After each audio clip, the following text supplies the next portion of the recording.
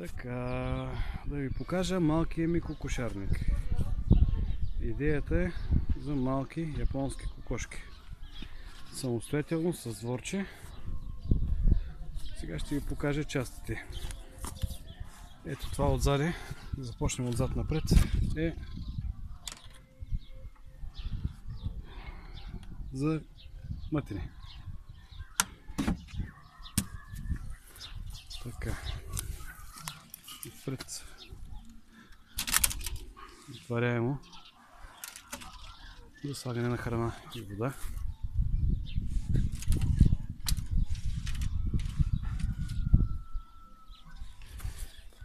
Стълбичката и сега ще ви покажа отвътре как е направена.